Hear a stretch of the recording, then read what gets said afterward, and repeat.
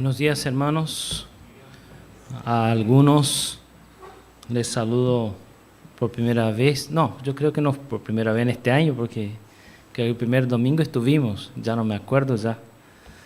Pero a otros quizás sí por primera vez, porque estuvimos fuera casi un mes y ahí ya llegando de Brasil, fuimos directamente al campamento, estuvimos ahí un par de días y el cansancio sigue, ¿sí? Así que si ustedes ven que yo estoy duro acá, es por culpa del campamento, ¿está bien? Porque me duele la columna demasiado, ¿sí? Así que, en verdad, no solo el campamento, también estuvimos ahí arreglando cosas en casa y en la librería, mejor dicho, y uno se lastima de vez en cuando. Quisiera invitarlos a leer conmigo dos textos, uno que está en Mateo capítulo 3 y otro que está en Lucas capítulo 7.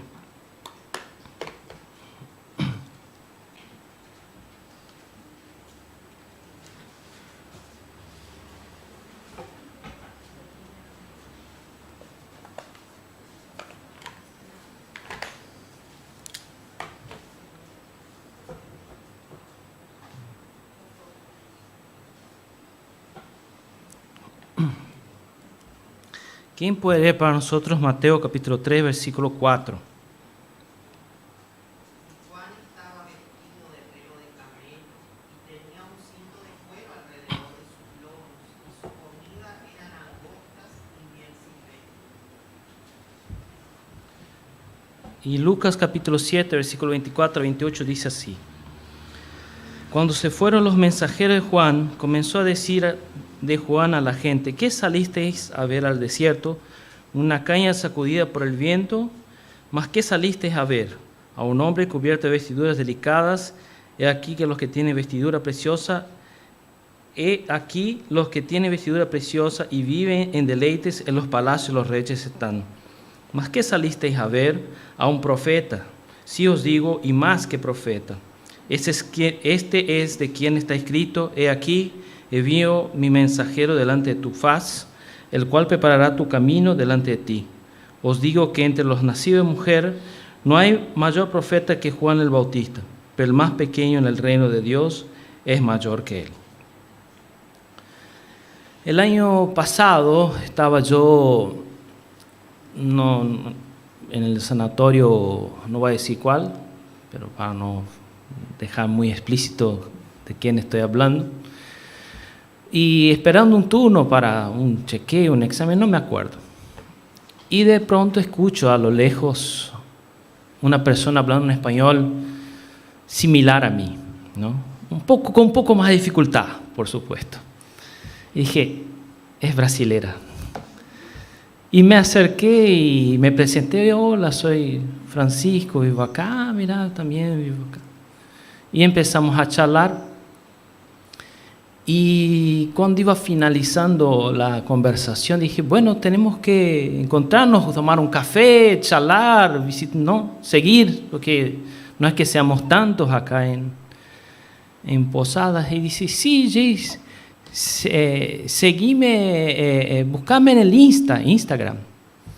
Y yo le miré y dije, yo no es que uso mucho el Instagram. Y cuando yo dije eso, me miró con una cara tipo, ¿cómo? ¿Qué? ¿No usás Instagram? Una cara así tipo, ¿vos sos de ese planeta? Y yo me quedé mal, quedé un minuto pensando y dije, güey. Después descubrí, es una de las personas más influyentes acá en Posadas, esa señora, ¿no? Si quizás muchos de ustedes la siguen quizás. Y me puse a pensar un poco esa cuestión de la imagen, ¿no? Y el evangelio. Y cuando me puse a pensar en eso, me fui directamente a Juan. Y Juan es una persona que la propia Biblia llama la atención, ¿no? Juan el Bautista, como alguien que realmente no estaba muy preocupado con todo eso. Fíjate que en el texto de Mateo habla de él como alguien que tenía un estilo muy singular, ¿sí? Está bien, la idea de Mateo capítulo 3, versículo 4, es una referencia a Elías, el tisbita, ¿no? Si ustedes pueden buscar en Primera Reyes capítulo 2 o 1, no, Segunda Reyes capítulo 1, creo, ustedes van a ver que esa es la misma indumentaria de Elías, el profeta del Antiguo Testamento. Pero cuando tomamos el texto de Lucas capítulo 7, vemos directamente que Juan el Bautista, según palabra del propio Jesús, no era alguien que se destacaba por la forma como se presentaba. Lo que realmente destacaba era su vida y su mensaje, ¿sí?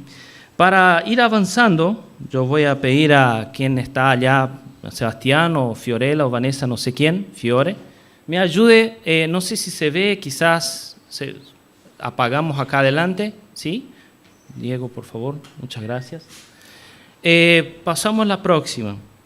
Juan Bautista es una persona que se destacaba no por cómo se presentaba, ¿sí?, sino por toda su historia, ¿sí? Primeramente, lo que es destacable en su vida es cómo nació Juan, ¿sí? Veamos, hermanos, yo tengo en poco tiempo comentarles toda la historia de Juan. En verdad no es mucho. Y vamos a leer apenas algunos textos. Lo más destacable de la historia de Juan Bautista es cómo nació él, ¿sí? Si alguien quiere ayudarme leyendo Lucas capítulo 1, versículos 13 al 17, van a ver que ese hombre de Dios fue consagrado desde su niñez. O mejor dicho, antes que naciera ya estaba consagrado, ¿sí?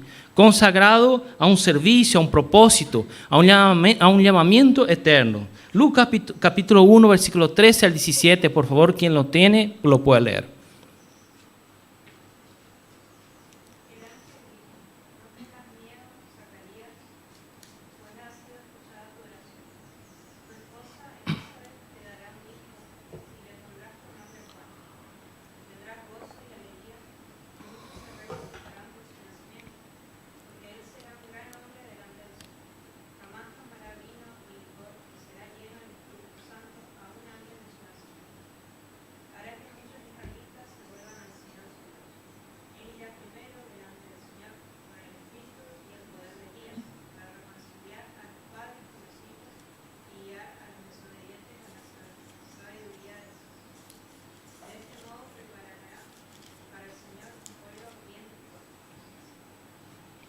Muy bien.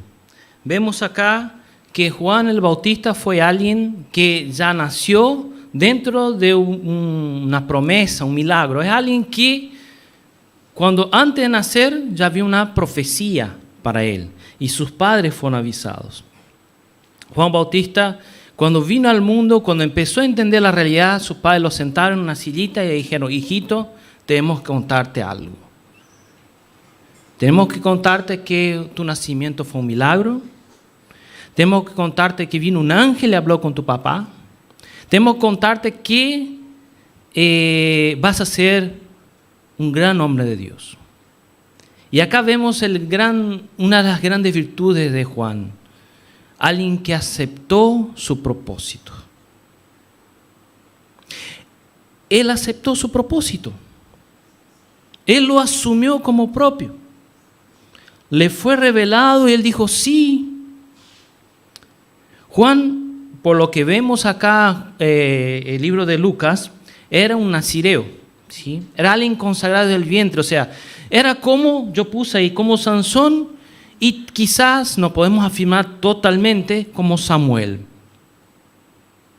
Samuel también fue consagrado del vientre. No sabemos si era un nazireo, porque el nazireo tenía varios nos da a entender el pasaje de 1 Samuel capítulo 21, que Samuel era también un nazireo, porque su mamá no había consumido sidra ni nada de eso en la ocasión a donde se encuentran Elí y Ana, ¿no?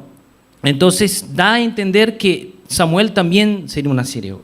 Y acá seguramente Juan, cuando crecía, entendía que él tenía dos caminos posibles como nazireo. Una, ser como Sansón, y otra, ser como Samuel.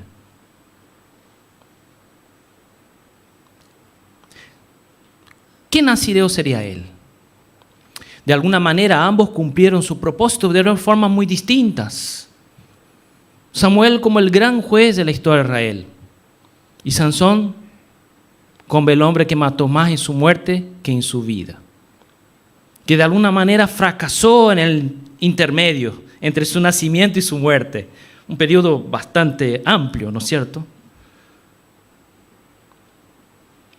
Y Juan se destaca también porque en un tiempo donde nosotros somos, como dicen los bancos, premium, prime, golden, y etcétera, ¿no? A donde somos exclusivos, Juan decidió aceptar algo que ya estaba elegido para él. ¿Sí? Acá no hay gemelos o mellizos, no sé si hay. ¿Hay? ¿Alguien de hermanos gemelos, mellizos? No. Bueno, yo conocí a algunos, seguramente ustedes también, a lo largo de su vida, y dicen los mellizos, los gemelos son iguales, ¿no? Así es. Que el mayor problema de ser gemelos es que tus padres siempre te ponen la misma ropa uno al otro, ¿sí? Los padres compran siempre iguales para que la gente vea, son gemelos, ¿no? Ya está explícito. Voy a llevar por la calle los dos y ve que son gemelos. No hace falta la misma ropa, pero bueno, es una cuestión de la moda en sí. Y dicen los gemelos que yo conocí que lo que más nos daba bronca de ser gemelo era eso, que los padres hasta cierta edad no ponían las mismas ropas, ¿sí? Si alguno tiene hijos acá, gemelos, ya les adelanto, eso va a ser un problema entre ustedes, ¿sí? Pero a Juan no era solo una cuestión de indumentaria, era también la cuestión de propósito. Y por así decir, en un mundo donde en esos días donde el calvinismo, ¿no?, volvió con tanta fuerza, vamos a decir que Juan era el más calvinista porque él aceptó, aún siendo chiquito, Dios tiene eso para tu vida. Y él aceptó y lo siguió. Juan fue un hombre, fue uno de los mayores hombres de la historia, según la palabra del propio Jesús, porque muy pronto aceptó su propósito. Muy pronto, muy temprano. Y ahí usted dice, por supuesto, le dijeron, ¿y si Dios le dijera a usted su propósito? Vamos a suponer que todos nosotros hicimos esa oración. Dios manifiesta su propósito para mi vida. Y Dios dice, está bien, esa noche en un sueño te revelaré. ¿Qué harías? Yo creo que después de esa pregunta nadie va a orar así. Mejor que no sepa. Porque si yo sé y no cumplo, no seré como Juan Bautista. Juan Bautista se destaca primeramente porque nació y aceptó su propósito desde muy temprano. Próxima, por favor. Otro detalle de la vida de Juan Bautista. Acá los que están adelante, ¿se siente perjudicado por la falta de luz? ¿No? Seguimos entonces. La próxima es que Juan Bautista pasó por un desierto muy temprano. ¿Sí? La Biblia dice en Lucas capítulo 1, que él vivía, Lucas capítulo 1, versículo 80, que él vivía en el desierto, ¿sí? Y fue llevado a los desiertos, voy a leer acá rápidamente, y el niño crecía y se fortalecía en espíritu, y estuvo en lugares desiertos hasta el día de su manifestación a Israel. La escuela de Juan el Bautista fue el desierto. Y es muy interesante entender que posiblemente, según los comentaristas de la Biblia, que él fue al desierto porque quizás fue adoptado por gente que vivía en ese lugar, como posiblemente los esenios, o porque sus padres murieron muy pronto, porque ya eran ancianos, capítulo 1, versículo 7, lo fortalece esa idea, y él no tuvo quien lo cuidara. El desierto fue la escuela de ese niño, de ese adolescente. Y el desierto, hermanos, es un lugar muy bueno para enseñar. Porque el desierto nos pone en contexto. Nos pone en una realidad que la ciudad muchas veces no nos permite. El desierto nos muestra cómo somos pequeños. Nos muestra, por ejemplo, que el tiempo existe. El desierto nos enseña quiénes somos, porque no hay nadie viendo, entonces podemos ser nosotros mismos. No somos esa otra cosa que vendemos muchas veces por las redes sociales. Somos nosotros. Somos lo que pensamos. Somos lo que comemos. Somos como andamos. En el desierto somos nosotros y Dios.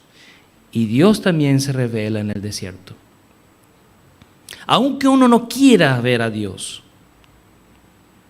uno mira una roca enorme y dice, wow, si esa roca cae sobre mí, chao. Uno mira un río pasando, ¿no? Como nosotros tuvimos ahí en Campo Viera varios días escuchando el agua que nunca cesaba de pasar. Y todos los días yo miraba, siempre estaba al mismo nivel. Nunca se terminaba el agua. Es impresionante. Pavo puede ser, pero nunca termina. ¿Dónde va todo eso? ¿De dónde viene todo eso?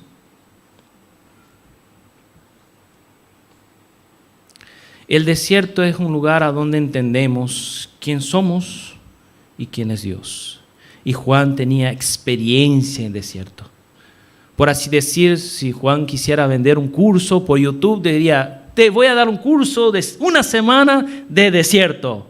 Primera clase, soledad. Segunda clase, ¿no? Como hay tantos cursos hoy que hoy se venden por YouTube. Quizá usted que está viendo por YouTube también ya hizo. Juan sabía de desierto. Como Moisés sabía de desierto. Como Israel sabía de desierto. Como el propio Elías sabía de desierto. Y el desierto es un lugar a donde nosotros no queremos estar. Nosotros somos seres, ¿qué dice la escuela? Que dice, el hombre no es una isla, porque el hombre es un ser social. Muy bien, aquellos que hicieron la redacción y aprobaron, ¿se acuerdan? ¿No? El hombre es un ser social. Nosotros no queremos el desierto, pero el desierto es importante. ¿Quién tuvo la experiencia de vivir algunos meses solo? O estar un año solo, o un tiempo largo solo, se da cuenta cómo es importante, cómo ayuda a entender eso. O quizás, ¿no? Como algunos ya tuvieron la experiencia de pasar, ¿no? Ese tiempo que uno está, ¿no? No sé si ya, a mí ya me pasó, ¿no? De estar entre el quirófano, entre la anestesia y la cirugía, ¿no? Ese tiempo a donde te ponen la anestesia, y dice, de acá un rato te llevamos. Y te dejan solo. Te dejan solo ahí esperando a la anestesia haga efecto. Hasta que dormís, ¿no? Te viene a palpar. ¿Ya dormiste? No, bueno, quédate ahí solo. La soledad, el desierto. Juan también era un hombre que había vivido mucho y sabía de desierto. Sabía de todo lo que el desierto corresponde, de la soledad, de quién era él y quién era Dios. Otro detalle interesante de la vida de Juan era su mensaje. El mensaje de Juan Bautista no era un mensaje cualquiera, era un mensaje de arrepentimiento. Si podemos sintetizar, Juan, sintetizarnos en una palabra, ¿cuál es su mensaje? Arrepentimiento. ¿Sí? Y eso podemos leer en Lucas capítulo 3, versículo 3 al 6. Dice así: y él fue por toda la región contigua al Jordán, predicando el bautismo de arrepentimiento para perdón de pecados. Y como está escrito en el libro de las palabras del profeta Isaías, que dice: voz del que clama en el desierto, preparad el camino del Señor, enderezad sus sendas. Todo valle se rellenará y se bajará todo monte y collado. Los caminos torcidos están enderezados y los caminos ásperos allanados. Y verá toda carne la salvación de Dios. Y verá toda la carne la salvación de Dios. Acá vemos que el mensaje de Juan era el arrepentimiento. Y eso creo que es fruto también del desierto. Porque él sabía que él tenía que preparar el camino para alguien. Pero ¿quién era? No imaginara que era alguien cercano a él, porque había un parentesco entre Juan Bautista y Jesús. No esperaba, no pensaba, ¿no? Podemos ver eso en Lucas capítulo 1. Pero sí entendía que el arrepentimiento era la cosa más importante y a la vez más complicada, más difícil, más problemática para nosotros humanos, arrepentirnos cuesta mucho. Es el problema que ya aparece desde el Génesis. En Génesis capítulo 3, cuando Dios encara a Adán y dice, Adán, ¿dónde estás? Me escondí. ¿Y quién te dijo que estaba desnudo? Y ahí empezó, ¿no? Empezó los problemas que tenemos hasta hoy. Fue la mujer, y la mujer que dijo, fue la serpiente. La única que no dijo nada, ¿sabe quién fue? La serpiente. La serpiente cayó. Podría haber dicho, sí, fui yo. Por supuesto, no estaría arrepentida, ¿no? Empezó la crisis de la humanidad. Esa cuestión de proyectar tus problemas, tus pecados en los demás. Es el otro, es el otro, es el otro, es el otro.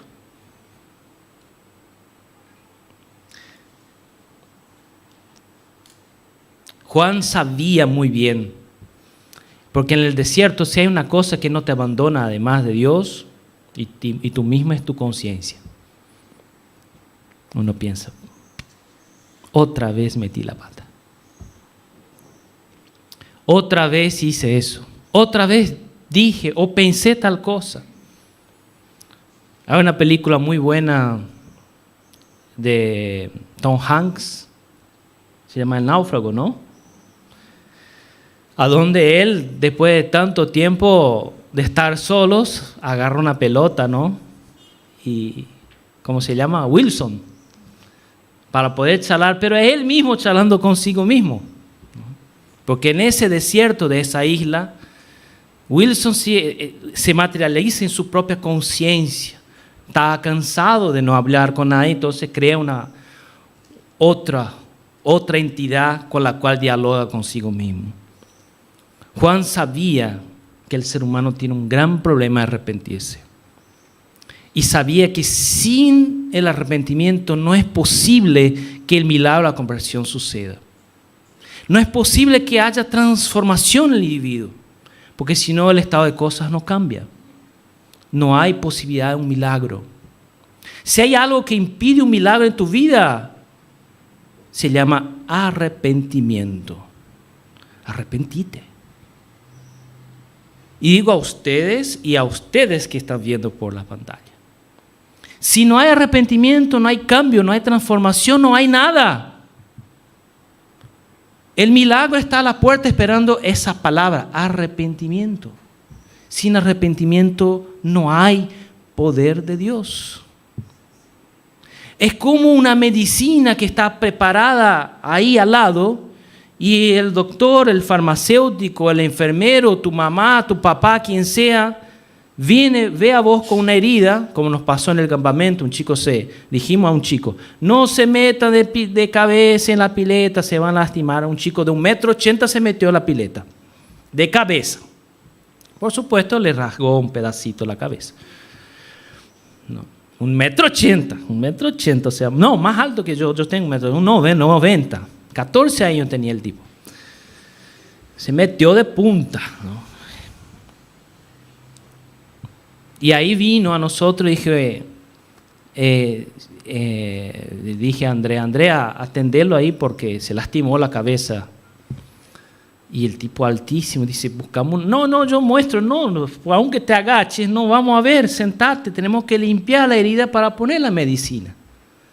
Le agarramos una silla bien bajita, le pusimos sentado ahí y cuando me fue Andrea a retarle, porque solo, además de medicina, necesita un reto ese muchacho. Sin arrepentimiento no hay milagro, no hay. Ahora, si vos querés, hay otras alternativas si vos no querés arrepentimiento. Si no querés arrepentirse, ahí te doy algunas. Las 3 más famosas en nuestros días. ¿Creen en las maldiciones hereditarias? La culpa es del demonio de la bebida, del demonio de la pornografía, del demonio de la... Sí, la culpa es del demonio, yo no tengo culpa. Las constelaciones familiares, de mi papá, que era un macho opresor, o de mi mamá, que era esto, o del tío, del abuelo, del ancestro allá de la 5ª generación atrás, que estaba allá no sé dónde. No es mía, la culpa no es mía. O hacer yoga, ¿no? Quedarte 2 horas, vaciar tu cabeza, no pensar en nada, que por eso la gente hace yoga. Se sienta en una pose allá que no cambia nada y está 2 horas sin pensar en nada, por supuesto. 2 horas pensando en nada, no pensás nada, no te arrepentís, no cambias tu vida, fortaleces tu ego.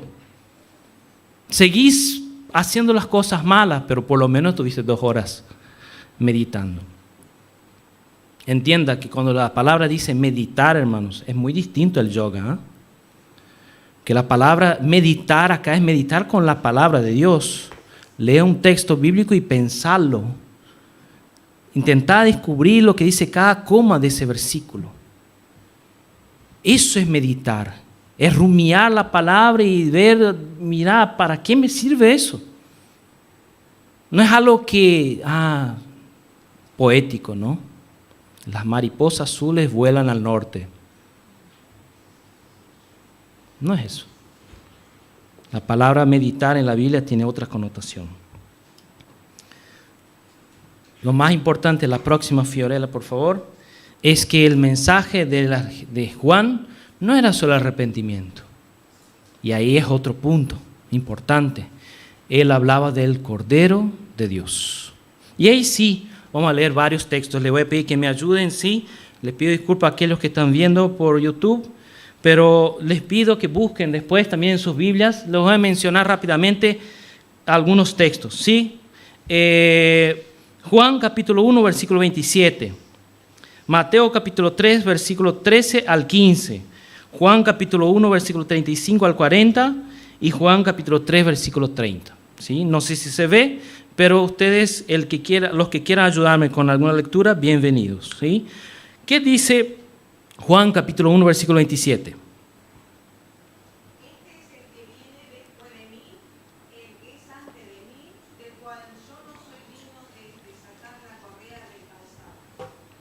Yo no soy digno.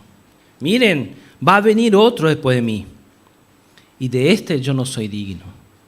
Ya preparaba a la gente. Gente, yo les predico el arrepentimiento, pero va a venir otro que les va a predicar todo. Y ese todo es el Mesías. Juan vino para preparar el camino para el Mesías. Él sabía que él venía no solo para preparar el camino, pero que él mismo no era digno. Un hombre con todos esos atributos que los cuales ya mencioné, no era digno. Mateo capítulo 3, versículo 13 al 15.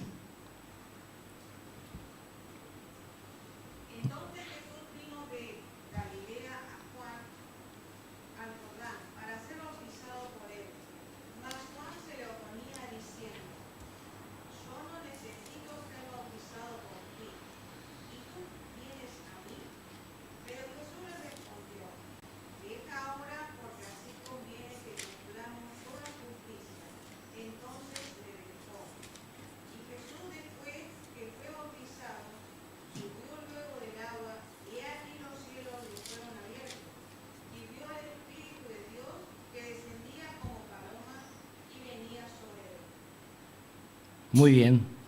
Él pregunta a Jesús, ¿tú vienes a mí? Si yo tengo que ser bautizado por ti. Y Jesús dijo, mejor que se haga todo lo como se tiene que hacer. Y él ya había reconocido a Jesús como el Cordero de Dios. Y él se dispone a decir, no, usted me tiene que bautizar, usted es mayor que yo.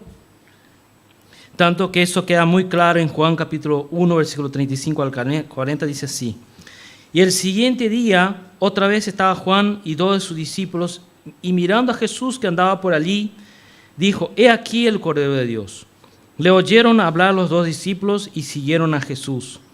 Y volviéndose Jesús, viendo que le seguían, les dijo, ¿qué buscáis? Y ellos le dijeron, Rabí, que traducido es maestro, ¿dónde moras? Le dijo, venid y ved. Y fueron y vieron dónde moraba. Y se quedaron con él aquel día, porque era como la hora 10. Andrés, hermano de Simón Pedro, era uno de los dos que habían oído a Juan y habían seguido a Jesús. Andrés, el apóstol Andrés, que después trae su hermano Pedro a seguir a Jesús, era seguidor de Juan el Bautista. Y acá está lo interesante, ¿no? Que Juan hoy en día sería algo opuesto a lo que nosotros muchas veces vemos en Instagram. Aclaremos acá, hermanos, no está mal usar Instagram, ¿sí? Si no dije al inicio, ¿no? Está bien, yo creo que es una herramienta más que debemos saber utilizar, pero el tema es cómo lo usamos o para qué lo usamos, ¿sí? ¿Cómo y por qué? Y en el caso acá, Juan lo que dijo era lo siguiente: bueno, ustedes me siguen a mí, ahora les voy a decir, sigan a él. Y eso es lo opuesto de las redes sociales, ¿no? ¿Ya pensó si mañana un político dice, bueno, ustedes me siguieron hasta ahora sigan a él? ¿No? Sería algo ilógico. ¿Por qué que la gente se promueve en las redes? Para ser seguido, ¿no es cierto? Para que la gente lo vea, para que la gente tenga un vínculo no exclusivo, pero un vínculo, no sé cómo explicar, un vínculo constante, un vínculo afectivo, por así decir. Juan dijo, bueno, gente, mi obra termina acá, ahora sigan al Cordero de Dios. Y Andrés lo entendió y dijo a Juan, ¿puedo seguir a Jesús? Y Juan dijo, sí, sígalo. Mi obra ya va finalizando. Y él empieza a seguir a Jesús. Y el texto que más me gusta, palabra de Juan, capítulo 3, versículo 30, dice, es necesario que él crezca, pero que yo mengüe. Qué lindo, qué sintético, qué todo dice en tan poco. Es importante que yo vaya desapareciendo para que él sea quien es. Y de hecho, fue lo que pasó. La próxima, por favor. Después de eso, Juan fue terminando su historia, ¿sí? Ahí puse una imagen. De todas las que encontré, la más suave es esta, así que no me critiquen, por favor, ¿sí? De todas, ¿sí? Había otras más crudas. Juan, después de eso, ya en el capítulo 3 de Lucas, vemos que él va preso, porque él decide hablar, como criticaba a toda la sociedad de su tiempo, él también criticó a Herodes, porque hizo algo muy, muy malo, ¿no? Robó la esposa de su hermano. Y cuando la esposa, Herodías, que ni nombre tiene, ¿no?, escucha eso y dice, ¿no vas a hacer nada, Herodes? ¿Vas a dejar que ese loco del desierto te diga eso? ¿Quién sos? ¿Sos o no sos Herodes? Y Herodes, está bien, voy, arrestamos. A mí me gusta Juan, pero está bien. Y lo puso ahí. Seguramente Herodes vivía en el castillo y Juan Bautista estaba abajo. Herodes tenía un cierto temor de Dios. Por lo menos le escuchaba, le gustaban las cosas de Dios. Pero un dado momento, ¿no?, según leemos en Mateo capítulo 14, en una fiesta llena de borrachos, la hija de Herodías, ¿no?, baila, una situación totalmente rara, ¿no? Y Herodes promete en su borrachera cualquier cosa, y ahí Herodías, ya con la pizca, la bronca de haber sido motivo de risa por medio del comentario de Juan Bautista, dice, bueno, ahora es mi oportunidad. Y dice, bueno, quiero pedirle la cabeza de Juan Bautista. Y Juan Bautista termina así. El mayor entre los hombres termina muerto por por una conversación de borrachos. Injusto, ¿no? Feo. Infelizmente es así.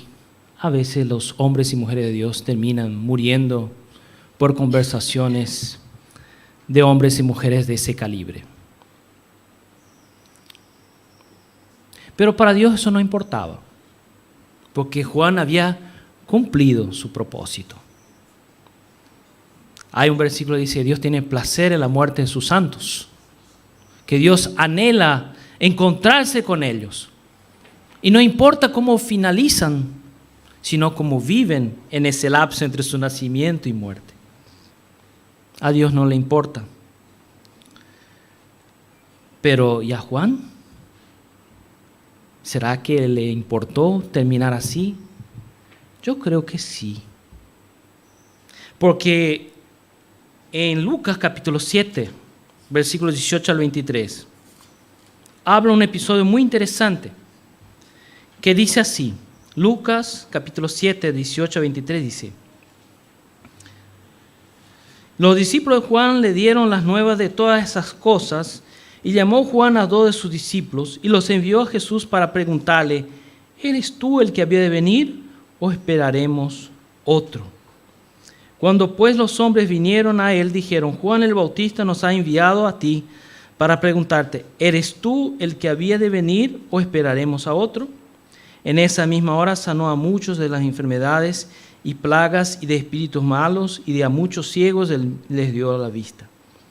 Y respondiendo Jesús le dijo: id, haced saber a Juan lo que habéis visto y oído. Los ciegos ven, los cojos andan, los leprosos son limpiados, los sordos oyen, los muertos son resucitados, y a los pobres es anunciado el evangelio.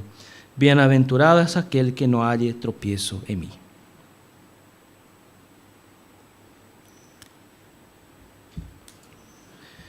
Qué duro, ¿eh? Pero ahí vemos que Juan era hombre como nosotros. Porque Juan también tenía dudas. Y acá vamos culminando ese mensaje, ¿no? No sé cuándo surgió en el lenguaje nuestro, estoy hablando de los evangélicos, sí, de que a veces que nosotros podemos tener dudas, inseguridades, miedos.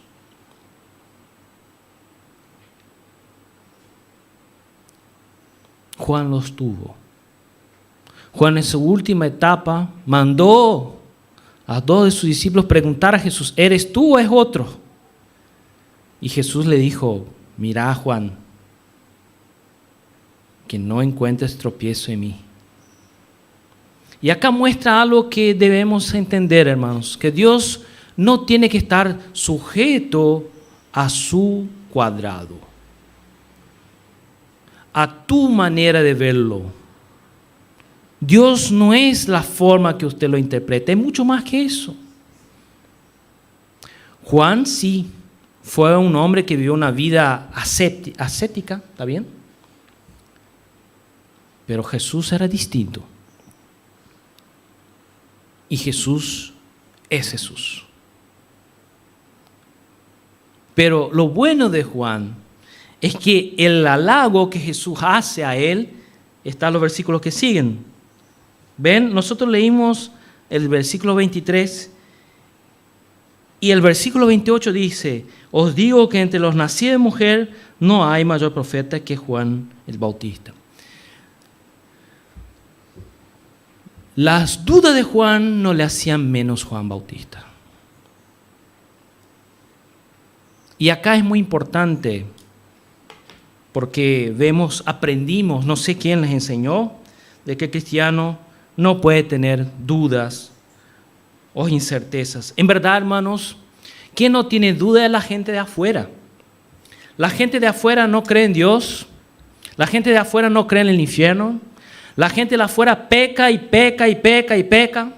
La gente de afuera no cree en la justicia de Dios. La gente de afuera tiene un montón de certeza que le va a llevar al pozo, al infierno, a la condenación eterna. La gente de afuera no tiene dudas. Y están yendo al infierno de manera convencida. Algunos nomás que están en el proceso de conversión por los cuales estamos orando ahí, no todos. Cuando uno para a hablarle las cosas de Dios, como que para y escucha. Puede que exista un Dios. Puede que yo esté metiendo la pata. Puede que yo necesite eso que ese creyente está hablando. Pero la mayoría de la gente no. La gente de afuera se caracteriza por las certezas, por creer en cosas sin sentido. Que la evidencia, vamos a usar una palabra académica, empírica demuestra que es lo contrario. En cambio, el Evangelio por esos 2000 años ha demostrado que funciona, que transforma personas, sociedades, países e historias.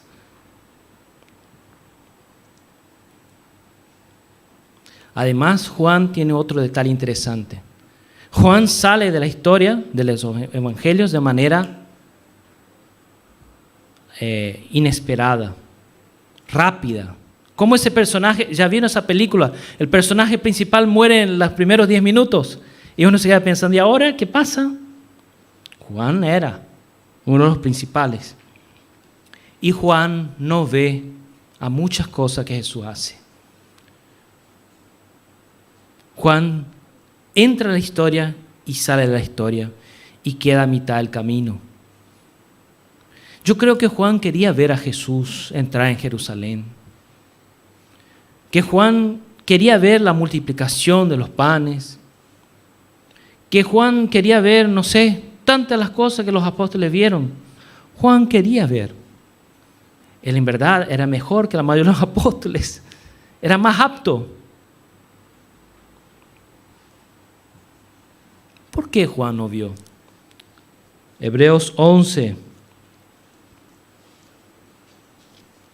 ¿Quién puede leer Hebreos 11:39? Y todos estos, aunque alcanzaron buen testimonio mediante la fe, no recibieron lo prometido. ¿De quién habla Hebreos 11? De los héroes de la fe. De los héroes de la fe. De aquellos que no vieron muchas de las cosas por las cuales siguieron adelante, entre ellos Abraham y tantos otros. Vieron, como dice Hebreos, les saludaron de lejos las promesas por las cuales siguieron su existencia, ¿no? La próxima, por favor.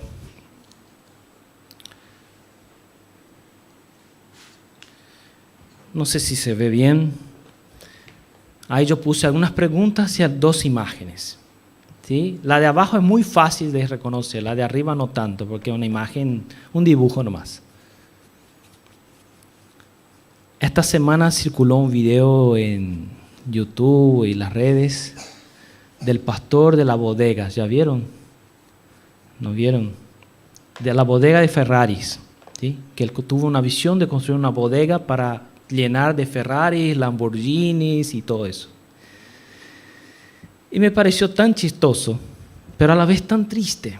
Por supuesto, después yo busqué, dice, no, es fraude, es cierto, un montón de gente comentó, las redes sociales explotaron, ¿no? ¿Quién vio eso? Solo yo vi. Wow, está mucho en las redes. Terrible comentario generó eso, ¿no? Un pastor que tuvo una visión de construir una bodega en una esquina de una ciudad importante para llenar de los autos importados, Lamborghini, Ferrari, todo eso. Y una de las personas que yo vi comentaba, no, y sí viven predicando esas cosas, sí viven hablando de eso. Por supuesto que el pastor ese va a hablar. Y la pregunta que les dejo es la siguiente. ¿En qué evangelio has creído? ¿El evangelio ese de las Ferraris, de los Lamborghinis? ¿Cuál evangelio estás buscando? ¿El de perdón o el Lamborghini? ¿Cuál es el evangelio has predicado con tu vida? Y la otra imagen es Pablo, Cuando uno busca Pablo, hacedor de tiendas, uno de los dibujitos que aparece es este. Y hay un episodio en Hechos capítulo 19 que habla de Pablo en Éfeso, que enseñaba la escuela de Tirano. Y dice la tradición que es Pablo, mientras enseñaba la escuela de Tirano, porque estuvo 2 años en Éfeso, 2 años si no me equivoco, él trabajaba a la mañana y daba clases a la tarde en la escuela de Tirano. Y decía que en estos años que estuve en Éfeso, muchos milagros y prodigios y cosas extraordinarias sucedían por medio de Pablo.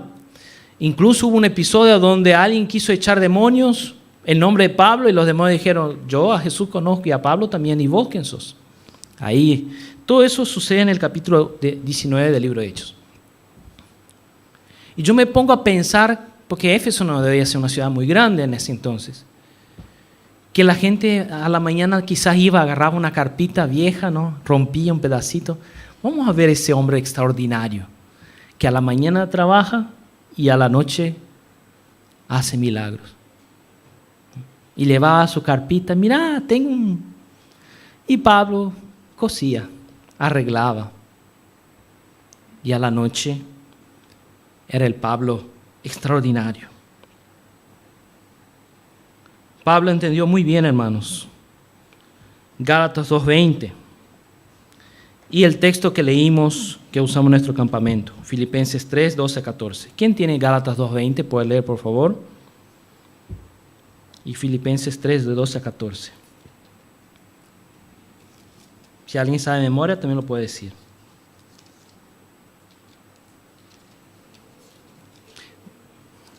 Sí, Alicia, mencionalo, por favor.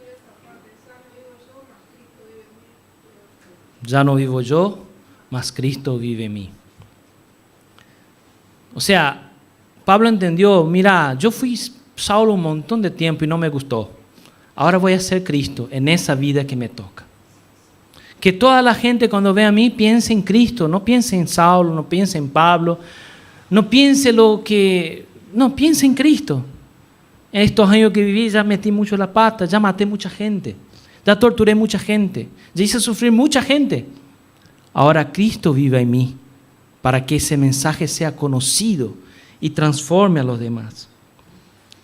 Filipenses 3:12-14, el texto que usamos en nuestro campamento, uno de los que fueron puede leer. O de los que no fueron también.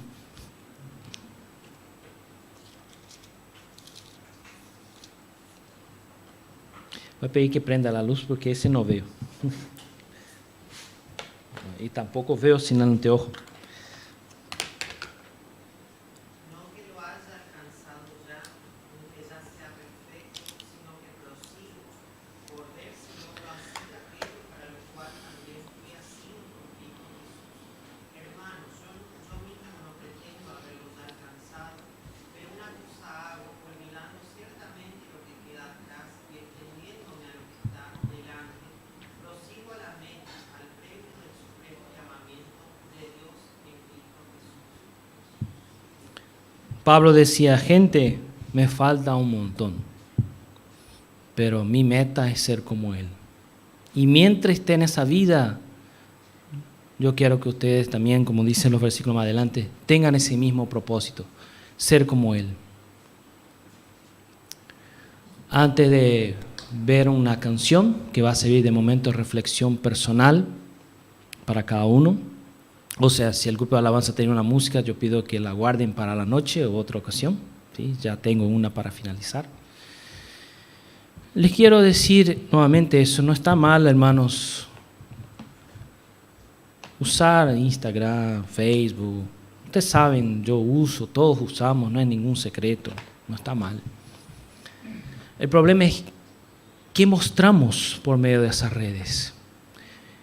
Y el gran tema también es qué buscamos.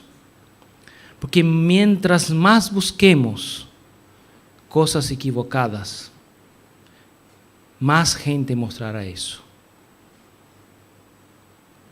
Lo que más me asustó cuando vi al pastor hablar de su bodega para Ferraris fue que la gente creyera que era posible que algo se dijera dentro de una iglesia.